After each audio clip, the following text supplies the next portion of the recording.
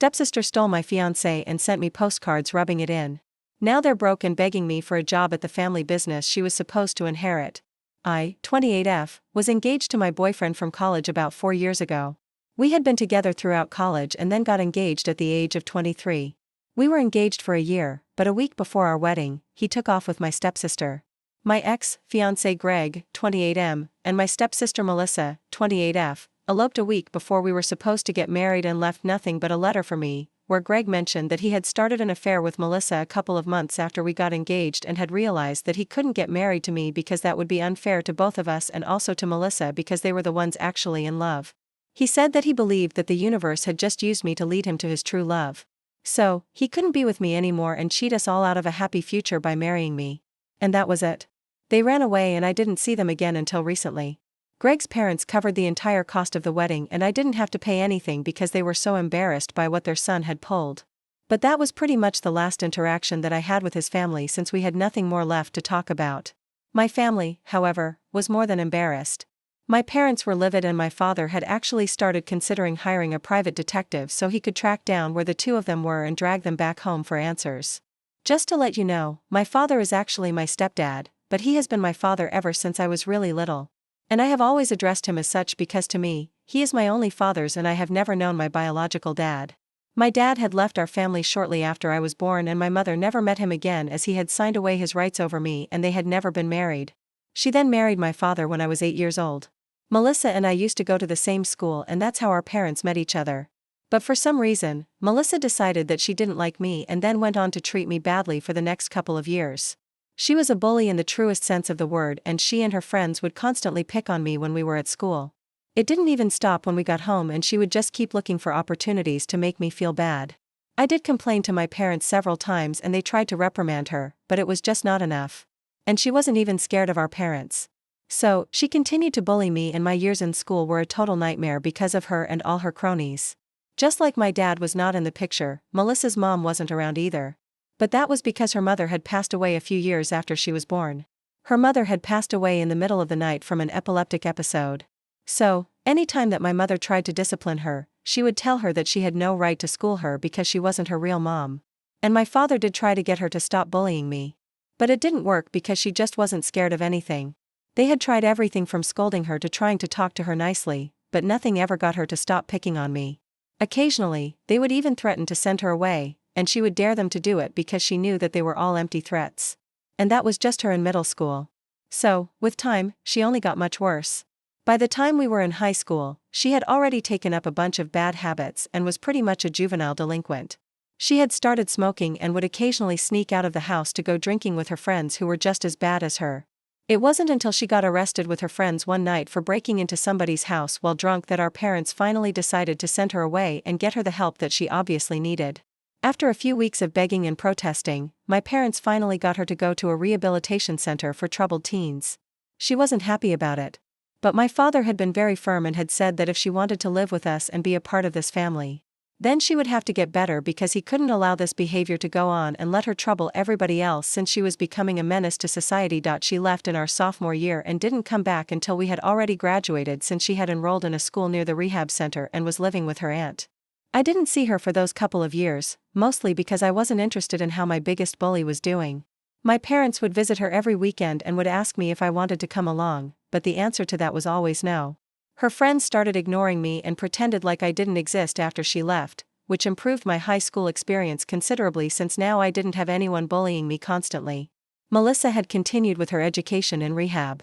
And when came back, the first thing that she did was apologize to me for whatever she had put me through. She seemed a life calmer and I actually thought that she had changed for the better, so I forgave her. We were about to go off to college in a few months anyway, so it didn't matter. Once we started college, I moved out and so did she. We would only come back for the holidays and she was much nicer to me after that. And by nicer, I don't mean that she would actually behave nicely with me. I mean that she would just ignore me instead of picking on me every chance she got like she used to do in the past. If I'm being honest, it was a much welcome change because I would rather be ignored than be bullied. Our parents noticed this but didn't try to force us to get along or act like sisters because given our history, this was more than good. And then I started dating Greg and after being together for a year, I decided to bring him home for Thanksgiving to introduce him to my parents. All of us got along really well. And for the first time, I noticed that even Melissa was taking an interest in the conversation, which was a rare occurrence ever since she came back from rehab. She and Greg were actually getting along.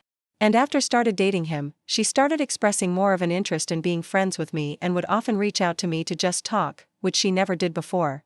I didn't understand what was going on, and I had a tiny suspicion that maybe she had a thing for Greg. So, one day I decided to just ask her if the real reason she was trying to be friends with me was because of Greg or something because I was paranoid. And she laughed at that and told me that that wasn't the case, but Greg had mentioned what a great relationship he had with his siblings at our first dinner together while talking about his family. And that's what had made her rethink the way she had been behaving with me ever since she came back, which is why now she was trying to make amends and improve our relationship. It had nothing to do with Greg directly, but he had definitely played a role by being the catalyst and forcing her to think about our relationship. She told me that she had held me responsible for her being sent away for the longest time. But eventually she had come to terms with the fact that it hadn't been my fault and she had brought this on to herself with her terrible behavior. So, it was about time that she stopped punishing me for it and started trying to really become a part of this family. And that wouldn't be possible until she apologized to me from the bottom of her heart and actively tried to work on our relationship. I'm an emotional fool and what she said to me that day touched me. So, like an idiot, I decided to forgive her and be friends with her. And I guess that's what hurt the most because she betrayed me after being friends with me. We were on good terms for a really long time and she was actively involved in the wedding prep. I wouldn't say that we were the best of friends, but we were not as bad as we used to be. While we were rebuilding our relationship, we would meet at least once or twice every month and talk to each other. So, by the time I got engaged, we were doing well. And I had introduced her to Greg in person as well. Before the engagement, whenever we would meet at family events and stuff, they would behave pretty normally. So, I never suspected anything because I had no reason to. Even after the engagement, they continued to behave as if nothing was going on. And not even for a second did I think that maybe Greg had a thing for Melissa. It simply didn't ever occur to me because Greg put up a really convincing act of being in love with me throughout while he was cheating on me with Melissa. And even she was very convincing at pretending to be my friend. So, I didn't find out the truth until it was too late and they were already gone. My parents wanted to trace them and bring them back home, but I convinced them to leave it alone because I just wanted to forget about everything. It was bad enough that the two of them had made a complete fool out of me and ran away a week before I was supposed to get married. I absolutely didn't want more drama because I was really depressed and just didn't have it in me. I spent the next couple of weeks doing nothing but working and sleeping because I wanted to avoid confronting my feelings. My heart was obviously broken and I was just numb, but the worst was yet to come.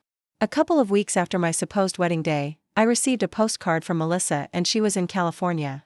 But that wasn't it because she had also used a bunch of photos of her with Greg and they appeared to be really happy. It was very obvious that she was rubbing it in my face because she had even mentioned that she was sorry about the surprise before my wedding. But she wasn't sorry, obviously, and it was just meant to anger me. It was then that I realized that she had never really forgiven me for what happened all those years ago and still held me responsible for the fact that she had been sent away. And neither had she even wanted to be my friend at any point. She had just used me to get to Greg and I had trusted her and let her use me as a stepping stone. It was a really diabolical plan. I'll have to give it to her. For days after she sent me that postcard, I couldn't even sleep because I was losing my mind over this. It was a really traumatic experience for me, and I had to get therapy for months to undo all the damage and deal with my trust issues. The postcard wasn't even a one-off incident, and she sent me postcards of her and Greg for months after that. It only ended after about a year because I hadn't responded to her or played into the drama. Our parents were really upset about it and naturally cut all ties with her after that. They didn't even try to reach out to her after the first postcard. And that was a huge loss for Melissa because she was all set to inherit her dad's business. She was a business major and that was a part of the reason why she had chosen that route for herself because she wanted to join her father. But of course, after what she had pulled off, our father cut all ties with her and told me that I could join him instead because he felt like he had to make up for everything in a major way. But I didn't have a business degree and I actually was a history major. And that pretty much had nothing to do with business. So I needed to learn the ropes first. My father said that it was not a problem because he was willing to teach me everything that he knew so that I could eventually take over the business instead of Melissa. So I agreed and started to work under him so I could learn how to run the business and he could retire and hand over the reins to me after a while. I worked really hard for a couple of years and last year I was finally promoted and my father retired. It was an amazing feeling because I had started from scratch and had to learn everything. But now everything was smooth sailing under me and has been for some time. Thanks to me, my parents can now spend more time together without worrying about the business because I'm taking care of it. It's been this way for quite a while, and I pretty much stopped thinking about Greg after I started working for my father because that took up all my time. That along with therapy helped me move on, and I would say now I have completely moved on and don't think about them or what they did. I never thought that they would ever reach out to me again, let alone ask for my help, because it would take a lot of guts and an utter lack of functioning brain cells to ask me to help them out after they screwed me over and made a fool out of me. Then went on to rub it in my face as well. But I guess that Melissa and Greg really do lack brain cells, because that's what they reached out to me a few days back. I was at home because it was the weekend, and around lunchtime I heard someone frantically ringing my doorbell. I thought it was the pizza that I had ordered, so I didn't think much of it. When I opened the door, I received the biggest surprise of my life when, instead of a delivery guy, I found Melissa standing outside my house looking really worried. I didn't know what to say, so I just silently waited for her to say something. While looking at her, I realized that she was definitely here to ask for help because she was looking destitute, and her appearance gave her away. Even as a kid, Melissa always used to dress well, but when I saw her, she was dressed in old clothes, which were all faded and had obviously been purchased a really long time ago. Her jeans were way too short, and she herself looked like she hadn't been eating. I had already made up my mind that whatever she was about to ask me, the answer was going to be no. So, when she said that she needed me to help her out because she and Greg had been struggling for a really long time. Ever since he had lost his job a couple of months ago, he had started drinking instead of looking for a new job. And even though she had been trying to find a job for herself, she couldn't because she had quit everything to stay at home and do all the household work when she first moved away with Greg. And because of that, she hadn't been working in the recent past, and the gap in her resume made her a weaker contender for all the jobs that she had been applying to. She said that she had heard from a couple of relatives that our father had retired and had handed over the reins of the business to me. So now she was here to ask me if I would be willing to hire Greg and give him something to do. Melissa told me that she had come all the way here only to ask me for help, and said that she was sorry for whatever she did in the past, but now she was counting on me to bail her out. She told me that she hadn't even approached our parents yet and had come straight to my house to ask for help because she knew that I had a kind heart and she felt awfully guilty about betraying me in the past, but she was sure that I wouldn't turn her away now that she needed my help. Her entitlement was so ridiculous that I ended up laughing in her face and told her to apply somewhere else because I don't hire cheaters. Then I shut the door on her face and walked back into the living room, preparing to call the cops if she didn't get off my property soon. Thankfully, she did go away that day, but she hasn't left me alone yet. After her visit, the first thing that I did was call our parents and tell them about it. They told me that they had heard from a couple of their neighbors that Melissa was back in town without Greg. But they hadn't brought it. And we live in a relatively small town, so everybody knows everybody. We were quickly able to find out that Melissa had been here for about a week before she finally paid me a visit and had been living with one of her cronies from high school. It was probably her high school friend who had told her where I was living and also about the fact that I had inherited the business that was rightfully supposed to be hers, and now she was really milking that. A couple of days after she visited me, she decided to go meet our parents to tell them how heartless I was being. She had expected them to be on her side now that she had the upper hand on who was suffering more. But she couldn't have been more mistaken, because my father told her that the business was now mine to run and I could make whatever decision that I deemed fit. He didn't have any say in it anymore because he wasn't going to micromanage me. And my mother reminded her that she was the one who had screwed me over by running away with my fiancé after pretending to be my friend for years. And now she completely deserved whatever was happening to her. She had lost the right to ask any of us for help, especially me, after she had even been sending me postcards to torment me. She tried to defend herself by saying that it was all in the past and she is a different person now. But my parents told her that she had to leave because they wanted nothing to do with her anymore. That led to her throwing a tantrum at their house and claiming that they had always favored me over her and treated me like the golden child. She told my father that in spite of being his own flesh and blood, he had never treated her like that and acted as if I was his only daughter and she was worth nothing to him. When he told her that he had made more allowances for her behavior in the past than any other parent in the world would, she said that it still didn't matter. I had everything that she was supposed to, including the business that I was showing off about. She said that it wasn't even her fault that Greg had fallen for her and wanted to spend his life with her instead of me. But for some reason, she was the one being punished for it and claimed that the postcards that she had sent were meant to be a genuine apology and she wasn't even trying to torment me. And honestly, I haven't been able to stop thinking about that since my father told me what she said. In a way, it's true that she was supposed to inherit this business and be in my place, but she really lost it because of her own actions.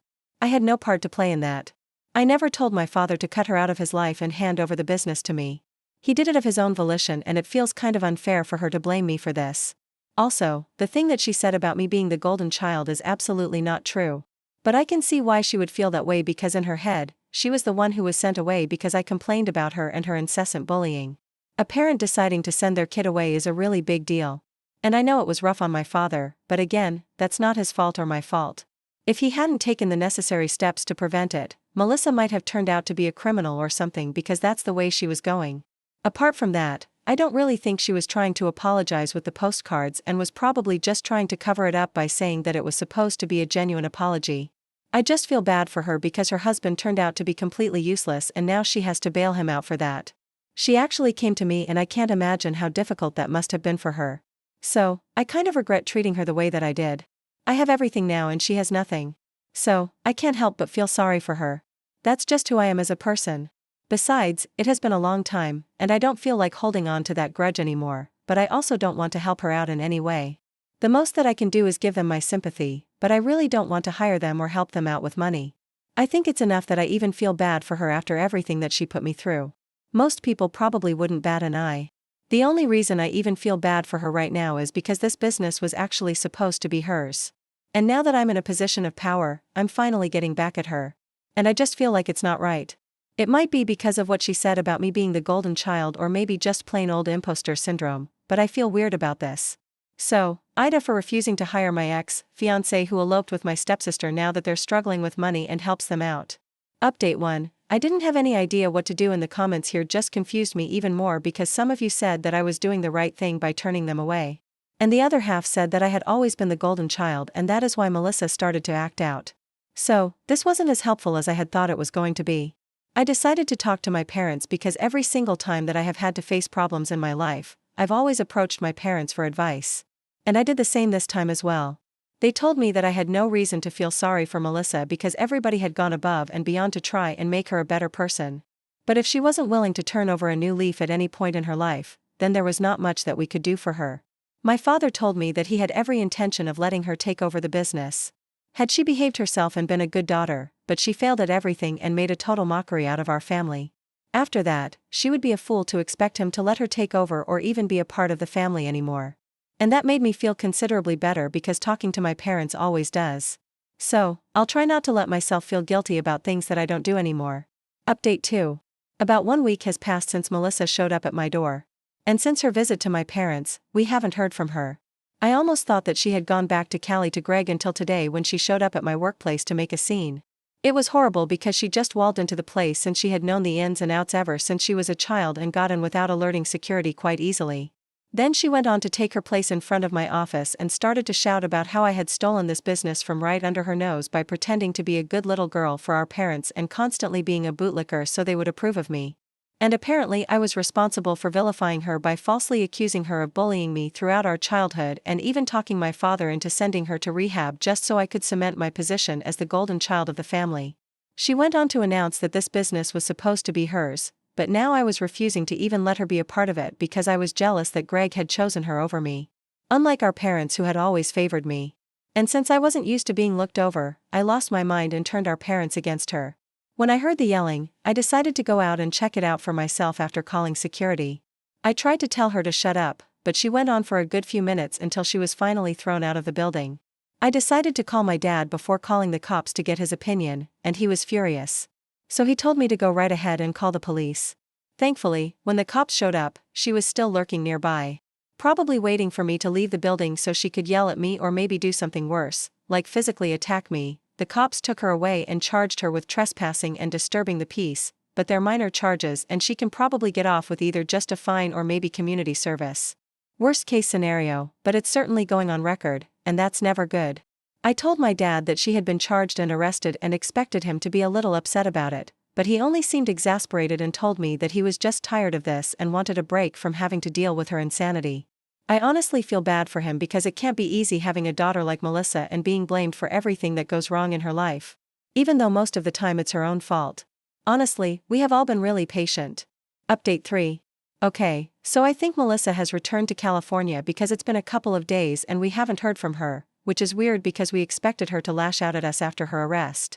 But my dad asked around and was told that a couple of people saw her heading towards the airport the other day.